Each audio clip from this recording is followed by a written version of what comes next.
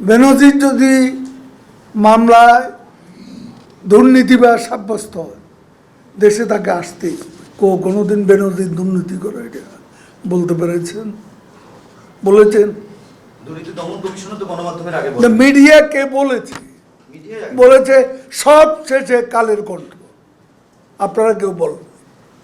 একটা পত্রিকা বলেছে কালের কণ্ঠ।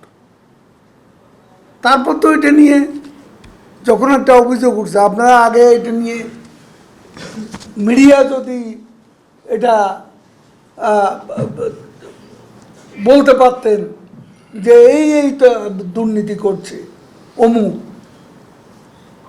সে সাহসটা আপনারাও তো সবাই দেখাতে পারেননি। এখন সরকারের ঘাড়ে দৌড় চাপাচ্ছেন। আপনি কি করে বলেন যে সরকার জেনেও এটা গোপন করেছে? How can you conclude like this? এটা আপনি পারেন না বলতে। আমি একটা কথাই বলেছি, সরকার এখানে দুর্নীতি কারো অভিযোগ প্রমাণিত হওয়ার পর কাউকে ইম্পিউনিটি দিয়েছে কিনা সেটা হলো বড় কথা। বেনজির যদি মামলায় দুর্নীতিবাজ সাব্যস্ত হয়, দেশে তাকে আসতে, এখানে সরকার কোনো আপোষ করবে না।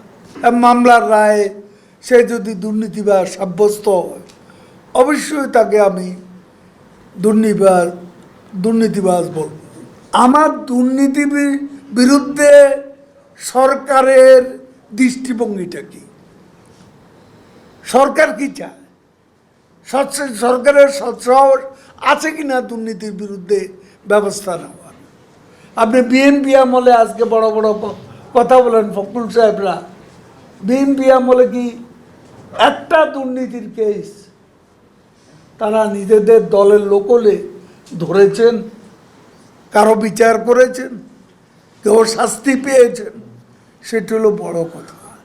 ব্যক্তি দুর্নীতি করতে পারে, দুর্নীতি করার পর সেই দুর্নীতির ব্যাপারে সরকারের দৃষ্টিভঙ্গিটা কি সেটা দেখতে হবে। সরকার বিচার করতে চায় কিনা, দুর্নীতির বিরুদ্ধে সরকারের টলারেন্সের মাত্রাটা কি, সেটা হলো বড় প্রশ্ন। তাহলে তাকে কি বিদেশ পাঠিয়েছে সরকারই? যে অভিযোগটা করেছে যে সিঙ্গাপুর এয়ারলাইন্সে তুলে দিয়েছে সরকার, তাহলে তাকে এক্সিটটা কি সরকার দিয়েছে? আপনি কি দেখেছেন কে তুলে দিয়েছে? এটা অভিযোগ করেছে ফখরুল। আমি অভিযোগের কথাই আপনাকে বললাম। ফখরুলের অভিযোগ তো এখন তার তো সব ব্যর্থতার দগদগে ক্ষত তার চারপাশে।